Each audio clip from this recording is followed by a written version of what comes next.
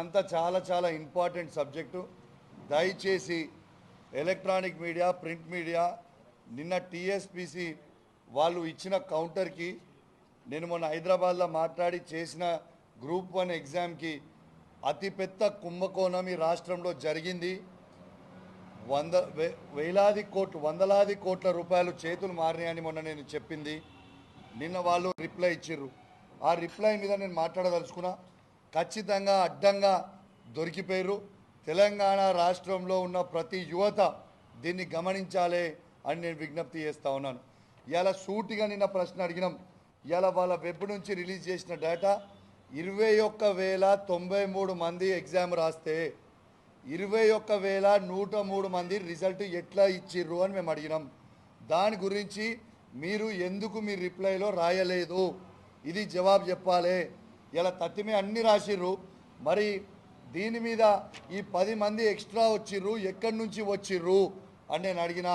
మరి ఆ 10 మంది ఎక్స్ట్రా రిజల్ట్ని వీళ్ళు తయారు చేసిర్రా అని చెప్పి నేను అడుగుతా ఉన్నాను. ఇలా జవాబు చెప్పలేదు. ఖచ్చితంగా ఇది ఒక పెద్ద స్కామ్ అని చెప్తా ఉన్నాను. ఎగ్జామ్ రాసిన నంబర్ కంటే ఎవరైనా ఎక్కువ రిజల్ట్ ఇస్తారా అండి? 101% ఇది ఒక పెద్ద స్కామ్ అని మీ అందరికి కూడా తెలియజేస్తా ఉన్నాను. దీని తర్వాత ఉర్దూ మీడియంలో వీళ్ళు చెప్తారు.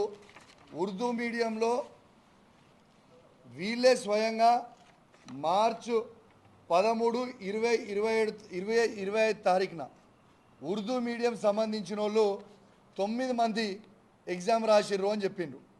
మళ్ళా నిన్న ప్రెస్ నోట్ల 15, 4, 20, 25 ఈ ప్రెస్ నోట్ల 10 మంది రాసిర్రు అని చెప్పిండు. ఈ ఒక్కరు మళ్ళీ ఎక్కడి నుంచి ఎక్కువ అయినరు? ఇది మొత్తము తెలంగాణ యువతకి మీరు జవాబు చెప్పాల్సిన అవసరం ఉంది. ఇది అఫీషియల్గా వాళ్ళ వెబ్ నోట్ మాత్రమే, మేమేం కొత్తగా తయారు చేసింది కాదు. మార్చి 13, 4, 20, 25 నాడున 9 మంది ఉర్దూ ఎగ్జామ్ రాసిర్రు చెప్పిండ్రు. 15, 4, 20, 25న 10 మంది రాసిండ్రు అని చెప్పిండ్రు. మరి ఆ ఒక్కరు ఎక్కడి నుంచి పెరిగిన అనేది ఖచ్చితంగా వాళ్ళు జవాబు చెప్పాల్సిన అవసరం ఉన్నది. దీంతోపాటు హాల్ టికెట్ నంబర్లు వీళ్ళు చేంజ్ చేసారు. అసలు హాల్ టికెట్ నంబర్ అనేది ప్రిలిమ్స్కి ఏ ఎగ్జామ్ హాల్ టికెట్ నంబర్ రాసినా same hall ticket number mains రాసేటప్పుడు కూడా సేమ్ అదే హాల్ టికెట్ నంబర్ ఉంటుంది.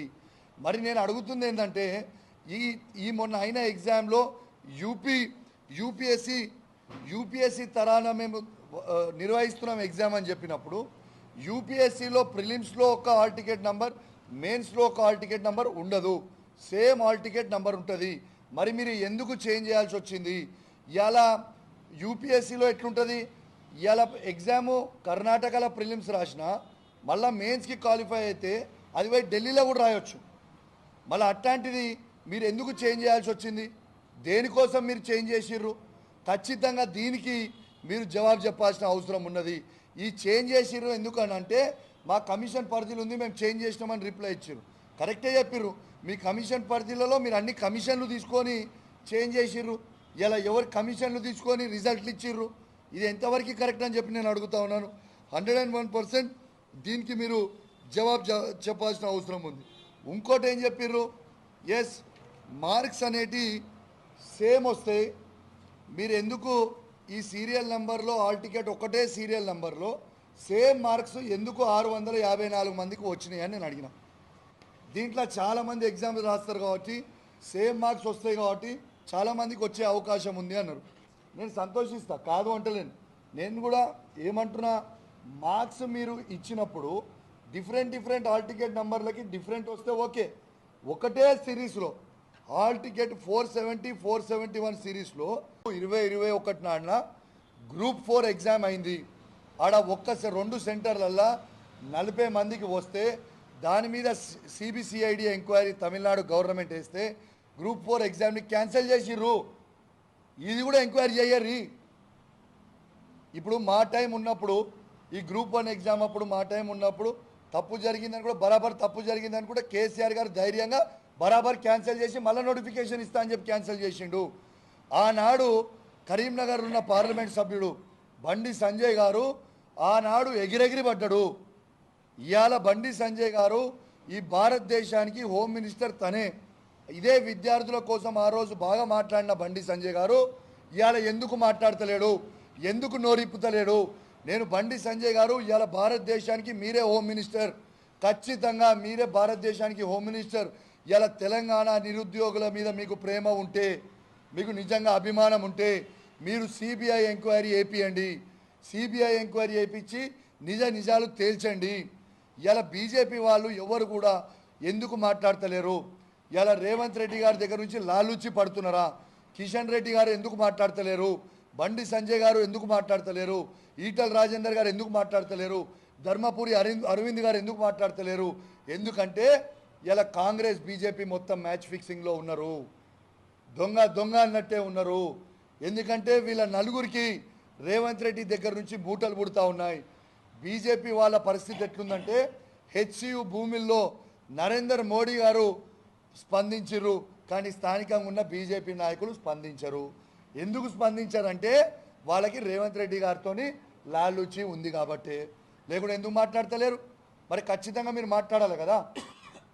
నేను డిమాండ్ చేస్తూ ఉన్నా, ఖచ్చితంగా ఈ ఎక్స్ట్రా ఉన్న ఈ 20,093 మంది ఎగ్జామ్ రాస్తే 21,093 మంది ఎగ్జామ్ రాస్తే 21,103 మంది రిజల్ట్ ఇచ్చిన దాంట్లో ఆ ఎక్స్ట్రా 10 మంది ఉన్న దాంట్లోనే నాకు తెలిసిన వ్యక్తి మాజీ ఎమ్మెల్సీ రాముల్ నాయక్ గారి కోడలు ఆ 10 మంది ఎక్స్ట్రాల దాంట్లోనే రేవంత్ రెడ్డి గారి సహాయంతో ఉన్నదని నేను ఆరోపణ చేస్తున్నా, బరాబరి చేస్తున్నా. దాని మీద ఎంక్వైరీ అయ్యి మీకు దమ్ముంటే దాని మీద ఎంక్వైరీ చేసిన తర్వాత మాట్లాడదాం. ఇలా కనీసము రాముల్ నాయక్ గారు చెప్పింది కూడా నిజం ఉన్నదని లేదు కదా. ఆయనేమో వాళ్ళ కోడలు 18 గంటలు చదివిందని చెప్తుండు, వాళ్ళ కోడలేమో స్వయంగా నేను రోజుకి 5 గంటలే చదువుకున్నాను ఏమో చెప్తుంది. మరి ఏది నిజము? ఇవన్నిటి కూడా అన్ని అనుమానాలు ఉన్నాయి. ఖచ్చితంగా దీని మీద ఎంక్వైరీ జరగాల్సిందే. రెండోది, ఇలా ఉర్దూ మీడియంలో మీ పబ్లికేషన్లో మీ నోటిఫికేషన్లోనే మళ్ళా చెప్తా ఉన్నాను, నేను సవాల్ విసురుతా ఉన్నాను, మళ్ళా చెప్తా ఉన్నాను. ఉర్దూలో మీరు 9 మంది ఎగ్జామ్ రాసిరని ఫస్ట్ చెప్పిర్రు, తర్వాత నిన్న ప్రెస్ నోట్లో 10 మంది ఎగ్జామ్ రాసిరని మీరు చెప్తుర్రు. అంటే ఆ ఒక్కరు ఎక్కడి నుంచి పెరిగిండు? దీనికి మీరు జవాబు చెప్పాలి. This is the biggest scam in Telangana, పెద్ద స్కామ్ ఇన్ తెలంగాణలో. ఇది ఒక్క పాయింట్ సరిపోదా? డిసెంబర్ 9th రోజు ఉర్దూ ఎగ్జామ్కి 9 మంది రాసిర్రు అని మార్చి 3 నాడు వాళ్ళే డిక్లేర్ చేస్తారు. నిన్న వాళ్ళు 10 మంది ఒక్కరు ఎట్లా పెరిగిర్రు? అంటే వీళ్ళంతా స్కామ్ కాదా? ఇది 100% scam. This is the biggest scam in Telangana.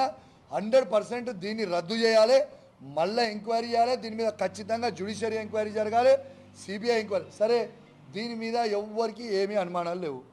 చలో మీరు జ్యుడిషియరీ ఎంక్వైరీ చేసి సిబిఐ ఎంక్వైరీ చేసి రిజల్ట్ హోల్డ్లో పెట్టి ఓ 1 month ఎంక్వైరీ చేసి క్లోజ్ చేయరాదు, దాన్ని ఆపి క్లోజ్ చేయండి. తర్వాత ఇలా సర్టిఫికేట్స్ తీసుకురావడానికి ఈ 563 మందికి 1:1 ఎందుకు పిలిచిర్రు? 1:1 ఎందుకు పిలిచిర్రు? మొన్న గ్రూప్ 4 ఎగ్జామ్స్, గ్రూప్ 4 పోయిన వాళ్ళకి 1:3 ఇదే టీఎస్పీసీ వాళ్ళు పిలిచిరు కదా. మరి గ్రూప్ 1 అంటే చాలా, గ్రూప్ 4 ఎక్కడ, గ్రూప్ 1 ఎక్కడ? మరి గ్రూప్ 1 దాంట్లో ఎందుకు 1:1 పిలిచిర్రు? మరిన్ని వీడియోస్ కోసం ఛానల్ ని సబ్స్క్రైబ్ చేయండి. లేటెస్ట్ అప్డేట్స్ కోసం వాట్సాప్ ఛానల్ ని ఫాలో అవ్వండి. ఆ లింక్ డిస్క్రిప్షన్ లో ఉంది.